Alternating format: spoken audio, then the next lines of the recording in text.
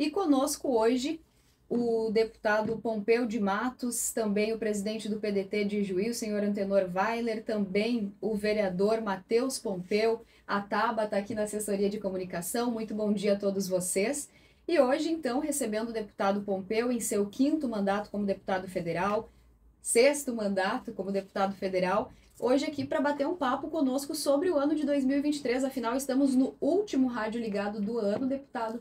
Então, sei que o senhor aí foi autor de diversos projetos no decorrer de 2023, sei que tem muito trabalho por vir também, mas agora é a hora da gente fazer aquela tradicional avaliação, aquele tradicional balanço, então gostaria que o senhor nos contasse um pouco dos principais projetos aprovados no decorrer do ano, os projetos que ganharam destaque. Muito bom dia.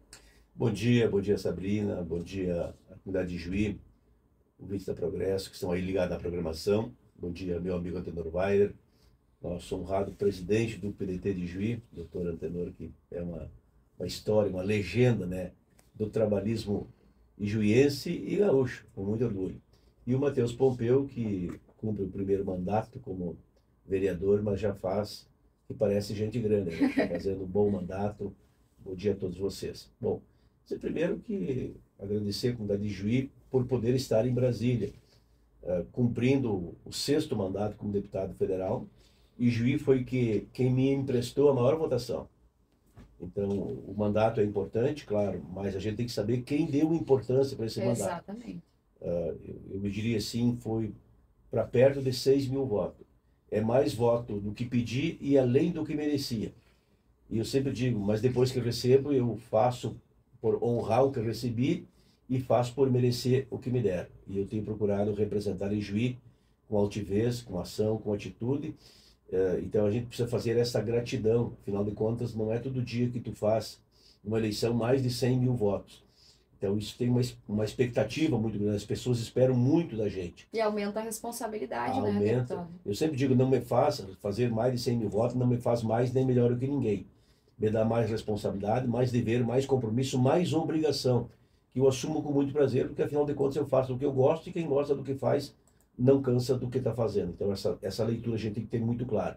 E aí nesse contexto, temas relevantes. Por exemplo, eu briguei nesses 4 anos aí muito densamente, muito intensamente, especialmente nesses últimos 2 anos, a questão das paralelas de Ijuí, que eu considero assim um projeto que na prática ele tem uma espécie de pertencimento para Ijuí. É uma necessidade, uma demanda, claro, construído com muitas mãos, ninguém faz nada sozinho, para não parecer, o deputado Pompeu fez. Não, eu fui um instrumento para fazer a diferença.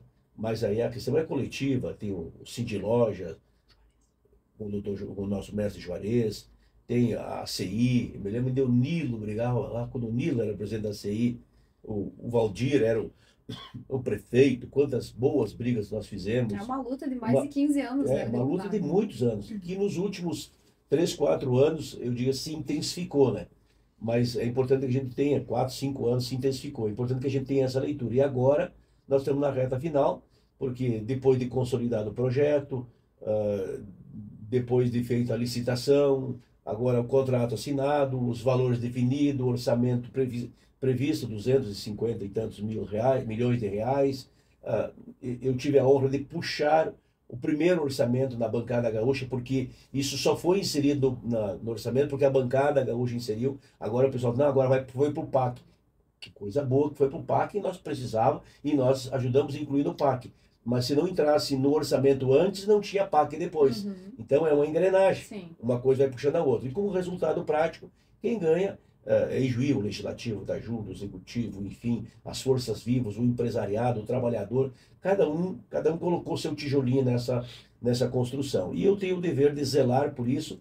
A bancada gaúcha colocou ali, colocamos, né? 26 milhões de reais, isso não é pouco, 10% da obra já está no orçamento, fruto da bancada gaúcha, dos deputados. E agora a obra está para começar, eu acredito que em janeiro, no máximo fevereiro, há de dar o início da obra, e nós vamos ver acontecer algo que sim, talvez seja só menos relevante do que quando fizeram a BR-285. E aí, bom reconhecer, né? É a própria BR. Agora, a remodelação, a reestruturação, a duplicação, enfim, fazer essas paralelas, dá uma outra cara para a Juí. Então, eu dou isso como fato assim, mais importante de 2023 acontecido em Brasília em favor de Juí. Não tem nada mais importante que possa ter acontecido em favor de Juí do que esse tema. Nesse outro aspecto interessante, essa questão da folha de pagamento. Tu sabes que a desoneração da folha toca a todos nós, tanto que o governo do presidente Lula está fazendo um pacote agora no final de ano. O Haddad apresentou um pacote ontem.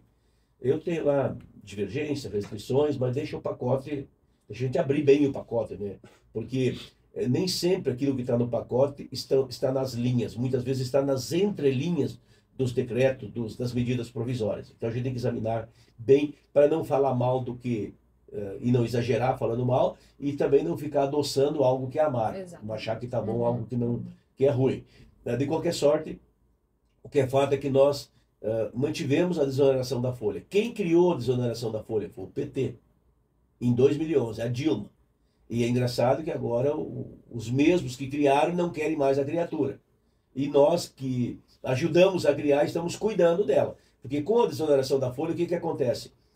O empresário, em vez de pagar 20% sobre a folha de pagamento de seus funcionários, ele paga de 1,5% a 4,5% sobre o faturamento da sua empresa. Ou seja, não importa quantos empregados ele tem, o importante é quanto ele produz, quanto ele fatura. E óbvio, quanto mais empregado tem, mais ele vai faturar. E quanto mais faturar, mais ele vai pagar. E, então, isso é bom para o empresário, porque ele paga de acordo com o que produz. É bom para o empregado, porque não atrapalha a possibilidade de ter o emprego, mantém o emprego. Quem tem um emprego segura, quem não tem, tem chance de poder ter. E para o governo é bom, porque quanto mais faturar, mais ele vai pagar, mais imposto vai ter, mais a arrecadação será. Então, é uma coisa positiva. E nós aprovamos a renovação, porque valeu por 10 anos, foi feito em 2011 no governo da Dilma, valeu até 2021. Aí, em 2021, nós renovamos por 2 anos, e agora renovamos por mais 4 anos. O presidente da República vetou, veio para o Senado, para a Câmara, para o Congresso, quem aprecia veto é o Congresso, nós derrubamos o veto e está vigorando. Ou seja, nós protegemos o emprego e a renda.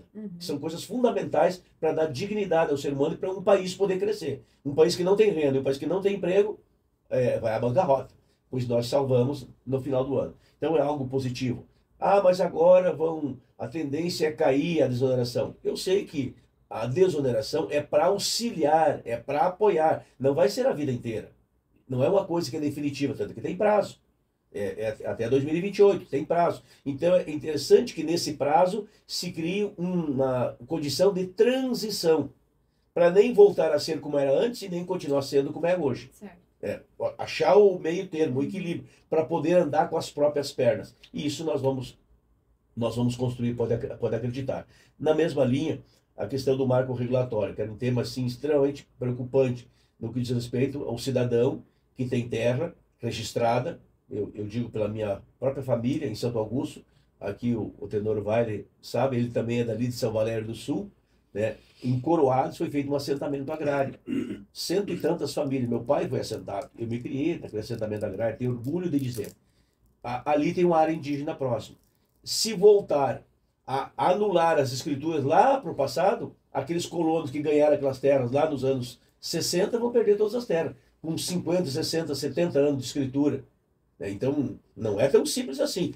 Tem problema lá para cima? Tem. Então, não é uma coisa assim, ou é tudo ou é nada. Bom, vamos mitigar, vamos equilibrar. Então, nós derrubamos o marco regulatório, aliás, mantivemos o marco regulatório, dizendo que tem prazo para avaliar isso, para dar uma estabilidade e uma segurança jurídica, equilíbrio, né? Aquilo que é do índio tem que ser do índio, aquilo que é do branco tem que ser do branco, cada um no seu quadrado, cada um no seu espaço. Os índios não estão correndo atrás de terra aqui no Rio Grande do Sul. Os índios querem dignidade, apoio, suporte, ação, atitude, amparo, proteção, acolhimento. É isso que precisa. Então, esses projetos a gente tem trabalhado muito intensamente. E um projeto que eu tenho 50 projetos aprovados, mas um da minha autoria e que me toca muito é a questão do fim da prova de vida. Acho que é importante. Essa coisa do idoso, a idosa aí na frente do banco, dizer que está vivo, para pegar uma doença, para se expor de cama, de maca, cadeira de roda, é uma humilhação. Então eu tenho orgulho de poder ter trabalhado esse projeto. E aí nós vamos espichando, temos tantos projetos nessa área. Prova de vida lembra 14º, né, deputado? Que está bastante em alta aqui nas perguntas dos nossos ouvintes, viu, deputado? Já recebemos 3 questionamentos aqui enquanto o senhor falava, querendo saber justamente sobre o 14º salário dos aposentados, se será pago, quando será pago, como é que está essa situação. Então, respondendo agora a pergunta dos ouvintes que nos encaminham aqui. Então, já deixando claro assim para os ouvintes, essa é uma luta que começou em 2020, na verdade. Isso em 2019, mas 2020 se intensificou. Na pandemia, todo mundo recebeu um jujo do governo. Uma forma mais simples de dizer, auxílio emergencial, até o taxista recebeu, o caminhoneiro, enfim, vários setores da atividade laboral aí receberam um apoio. Menos o aposentado. Eu até digo, o aposentado recebeu o que o peixe faz ali no Rio Uruguai. Nada, nada, nada, nada. Não nada. Tá bem. Aí nós pressionamos o governo do presidente Bolsonaro, ele antecipou o 13º de dezembro para maio. Foi positivo. Não era nem um dinheiro novo, mas ajudou para quem estava ali com a corda no pescoço. Só que aconteceu, o 13º foi pago em maio de 2020, chegou em dezembro, não tinha. Então eu apresentei um projeto, então eu quero o 14º. Não é o 14º para a vida inteira. Eu propus por 2 vezes, mas que seja por uma, tá bem? Chegou dezembro, o governo não pagou. Veio o ano seguinte, 2021, que o governo fez, antecipou o 13º de novo. Chegou dezembro, podia pagar o 14º, não pagou. 22, a mesma coisa. Aliás, eu acho que se o Bolsonaro tivesse pago o 14º, talvez ele próprio podia ter sido o presidente. Porque ele preferiu aumentar o Bolsa Família do que pagar o 14º. Errou. O pessoal do Bolsa Família votava mais no Lula. E o 14º, que era os aposentados, votavam mais nele. Ele deixou de ajudar os dele e ajudou dos outros, e aí... porque são 35 milhões de aposentados. A diferença foi 2 milhões. Ou seja, né? É né? Jogo de 6 pontos. Um que vai e um que vem, fecha a conta. Então, e a gente fez o apelo. Bom, mas a verdade é que não pagou. Veio 2023, mudou o governo. Eu não mudei de lado. Eu continuo do mesmo lado, do lado do aposentado. Então, o Lula não pagou. Tá? Aqui agora, passando dezembro, Natal, não pagou. Mas eu vou dizer para ti, estão com a coceirinha na mão. Porque o Lula não vai fazer que nem o Bolsonaro fez. Ele vai ter que pagar ali na frente. Porque o 13º vai voltar para dezembro quando? Quando? Essa é a pergunta que eu faço. Para mim, só quando pagar o 14º uma vez. Porque se não pagar o 14º, não vai voltar nunca para dezembro. Porque daí, para voltar para dezembro, teria que ficar 1 ano e meio sem receber 13º. Então, eu continuo na luta, eu não desisto, eu persisto, eu insisto, eu sou teimoso, né? Diz que teimoso é o teimoso que teima com o teimoso, né? Mas mais teimoso é o teimoso que teima com o teimoso e ganha na teimosia. Eu vou continuar teimando porque a causa é justa, a causa é nobre, a causa é correta. Assim, então, eu respondo dessa maneira. Continua lá. Nós continuamos trabalhando, não jogamos a toalha, não desistimos, e as coisas na vida se vencem com luta. Eu tenho a honra de presidir as sessões da Câmara dos Deputados como membro da mesa, presido semanalmente, e eu vejo assim muitas peleias na Câmara. E eu tenho dito assim, muitas brigas. Eu digo, eu sou deputado para lutar e não para brigar. Qual é a diferença, Sabrina, da briga e da luta? A briga é uma luta sem regra. Sabe aquilo que tu tem na mão, tu atira, o que vem na boca, tu diz, é ofensa, agressão. Que, aliás, tem muito disso lá em Brasília e tem por aí também. Você tem. E a luta é uma briga com regra.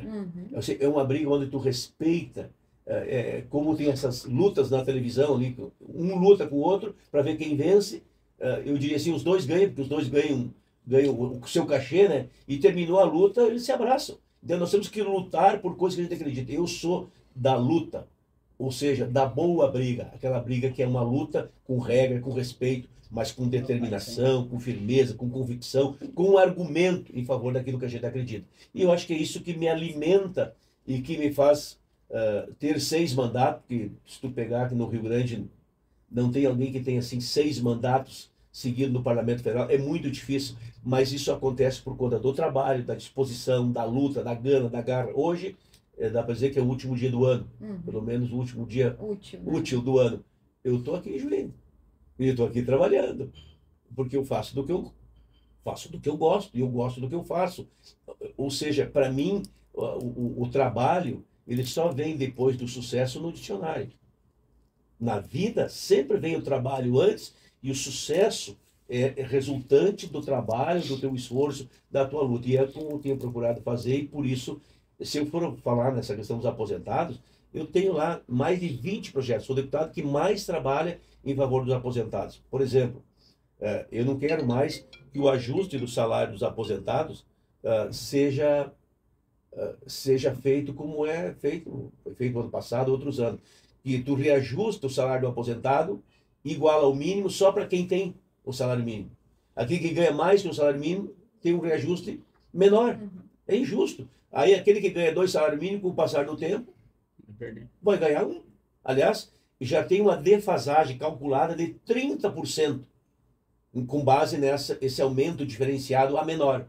Aumenta o valor cheio para quem ganha salário mínimo e aumenta o valor pitoco para quem ganha mais que o salário mínimo. A tendência é achatar e os aposentados cada vez ganhar menos, até que fiquem ganhando tudo um salário mínimo. Isso é ridículo. Eu tenho um projeto de lei para combater isso, não só combater o futuro, para que não aconteça isso, pare de acontecer, como inclusive para resgatar o passado, mostrando as perdas, 29, não sei quanto, eu já arredondo para 30. Tem 30% de perdas de quem ganhava mais do que o salário mínimo. A minha mãe, saudosa mãezinha que está lá no céu, um dia ela me disse assim: meu filho, tu é deputado federal, o meu salário cresceu que nem a cola do burro do teu pai. Mas não era o pai que era burro, o pai tinha um burro, né? Então ela brincava assim comigo, dizia assim: é que nem a cola de burro, que nem cola de cavalo, crescendo para baixo. Eu ganhava 2 salários e agora estou recebendo, agora no final do ano eu vou receber 1 salário. Ela dizia: e tu é deputado? Eu digo: mãe, eu sou deputado, mas não sou sozinho.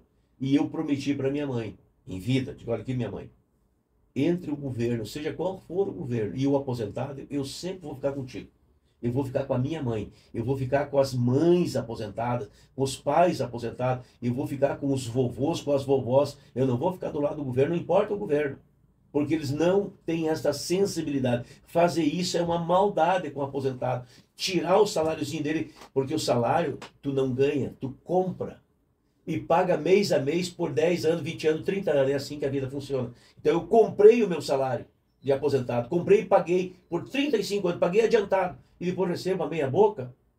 Ah, não. Aí não dá para querer. Então, já respondendo a esses questionamentos dos ouvintes, né? Todos esses questionamentos que vieram até agora são a respeito do 14º salário, são a respeito dos aposentados. E aí o senhor já responde também a questão das prioridades para 2024. Essa luta continua em relação ao 14º, em relação aos aposentados, mas rapidamente gostaria de saber de ti também, deputado, o que mais vai ser prioridade a partir já da próxima semana que a gente entra em 2024? Olha, primeiro que eu acredito no Brasil. Eu acredito no Brasil. O Brasil é um país que tem a maior área agricultável do mundo, tem o melhor subsolo do mundo, tem riquezas, melhor floresta tropical do mundo. Olha, tudo coisas boas. Não temos aqui guerra étnica, tsunami, vulcão, furacão. Nós não temos aqui nenhum cataclisma.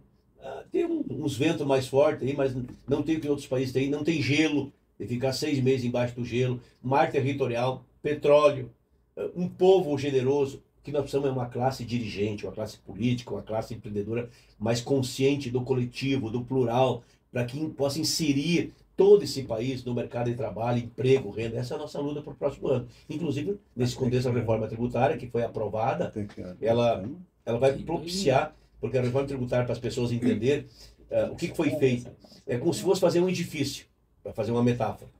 Então, nós levantamos o esqueleto do edifício. A emenda constitucional da reforma tributária é o esqueleto do edifício.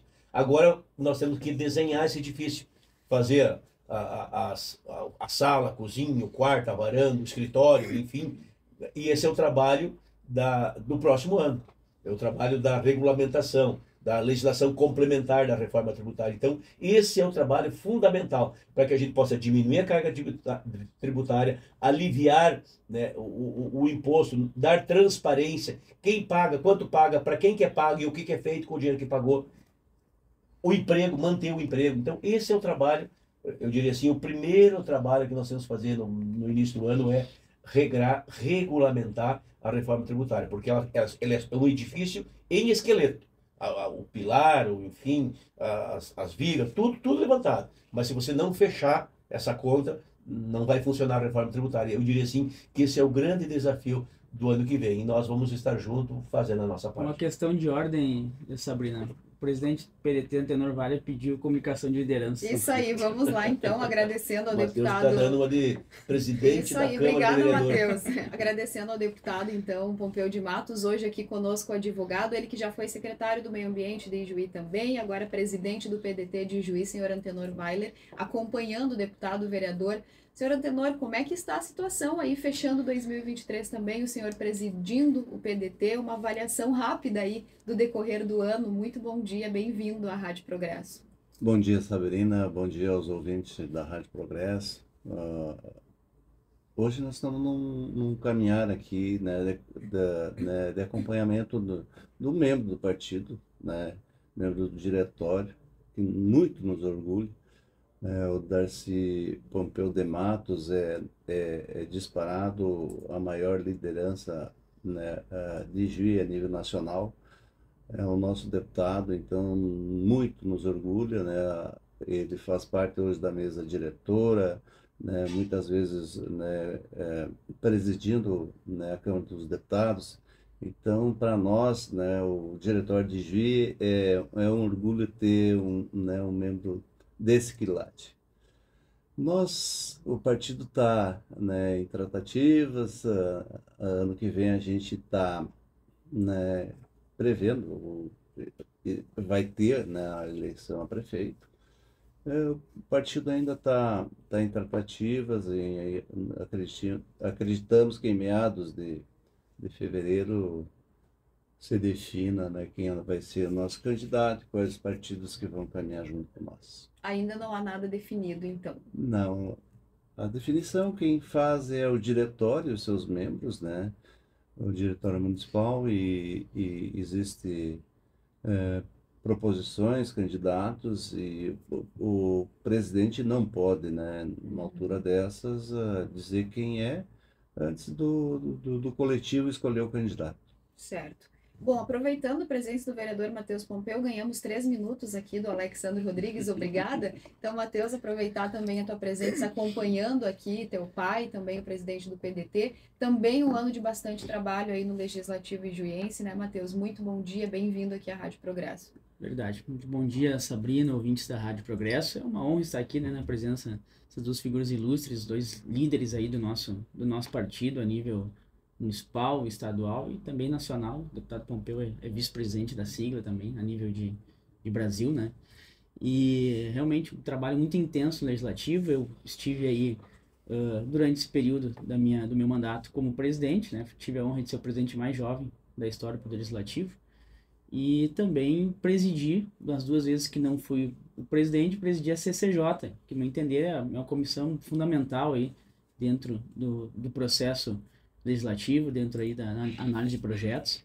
E dentro disso, neste ano, né, temos uma conquista significativa, que foi uma mini reforma tributária dentro do nosso município, nosso código tributário. A gente sabe que no ano de 2002 teve aquela celeuma do IPTU, do aumento exorbitante aí dos índices das taxas, e algo que a gente conseguiu, então, fizemos história no Poder Legislativo, Sabrina, demos a autonomia do vereador poder legislar matéria tributária, algo que já era pacificado pelo STF e que o Poder Legislativo de Ijuí ainda não fazia. Então, fizemos esse projeto de lei. Hoje o município de Ijuí, ele legisla matéria tributária. E também, além disso, criamos a comissão especial, do qual eu pude fazer parte, e alteramos, então, artigos importantes aí do Código Tributário, onde pode-se ver no ano de 23 e no 24 não se tem essa discussão que se teve, aquela polêmica em 22, porque os aumentos aí estão bem próximos a uma realidade. Então isso é muito importante, a gente se sente aí de certa forma satisfeito por conseguir ver, né, a prática, o seu trabalho fazendo efeito na vida das pessoas, né? Eu sempre dizia, não quero ser vereador para estar toda segunda lá, enfim, apontando lâmpada queimada, melhoria em via pública, enfim, por mais que a gente tenha que fazer isso, né? Então é algo fundamental, a comunidade nos solicita, nos pede através das redes sociais, WhatsApp, telefone, enfim. Só que independentemente disso, são coisas maiores, né, que a gente também tem que tomar essa responsabilidade. E também neste ano estou à frente de duas importantes CPIs, que é a CPI da UPA, né, do qual eu sou presidente. Encaminhamos aí, queremos aí antes do início do recesso, em janeiro, exarar o relatório final, enfim, que é da vereadora Bruna Gubiani, o parecer, e também a CPI da Expofest, do qual eu tenho incumbência aí de ser o relator. Então são duas importantes CPIs, realmente não temos tempo de folga, né? Aos finais de semana estudamos documentos, contratos, enfim, é algo que não se tem nada mais por isso, mas é o que a gente tem, é o mínimo que a gente pode fazer aí de retorno para a comunidade, né? Eu sempre disso, como o deputado Pompeu fala, né? Quem fala que gosta, não cansa o que está fazendo, e isso eu me motiva, né?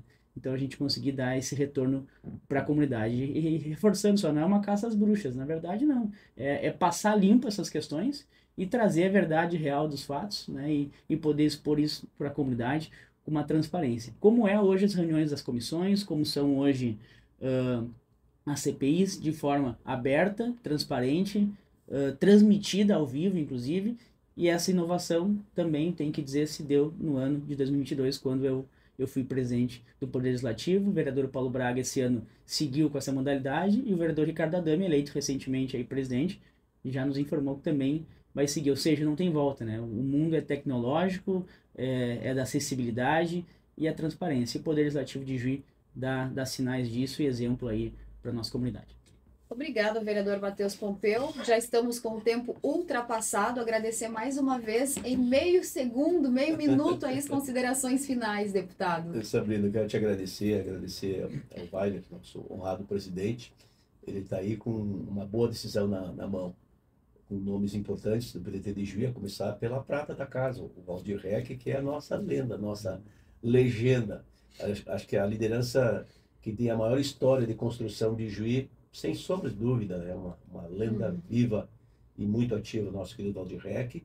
E o Jefferson Burma, que é outra liderança expressiva, deputado 6 vezes, quem consegue ser isso, deputado estadual 6 vezes, e ele já foi vice-prefeito, pai dele vice-prefeito, que foi o nosso querido Vanderlei Burma. Então, dizer que o PDT tem, sem falar no Valim, ou seja, nós temos nomes qualificados aqui em Juiz, eu diria assim, tem um bom problema, né, para resolver. Dentre os bons, escolher o melhor. E, por fim, agradecer a oportunidade de estar aqui, e se tu me permite, para fechar, eu sempre gosto de fazer tradicional. Vamos lá. as minhas rimas. Isso aí. Sabe que eu fecho a sessão da Câmara dos Deputados com uma rima que eu faço na hora, escrevo ali Isso é na um hora. diferencial, né? Então, não é para qualquer faz um um. diferencial. Então, quando nós estamos encerrando o ano, um ano de esperança, de luzes, a gente tem que desejar coisas boas, até para poder atingir o objetivo de ter coisas boas. Então, eu digo assim: eis que surge no horizonte uma nova luz que irradia, e o novo ano prenuncia o tempo de um novo tempo. Um tempo de reflexão, tempo de estender a mão na esperança que os bons ventos ilumine os nossos dias, devolva ao mundo alegria, traga paz para a humanidade, e que o sol da liberdade, além da luz e energia, nos dê a sabedoria da vida em fraternidade. Então, Que feliz assim seja. ano novo para todos nós. Que bela reflexão. Muito obrigada a todos. Agora 9h52. Quero dizer aí aos ouvintes que nos encaminharam questionamento que, em razão do tempo, não vou poder trazer ao vivo, mas vou encaminhá-los diretamente ao deputado, ao vereador, enfim, e vocês terão as respostas que vocês estão aí nos enviando.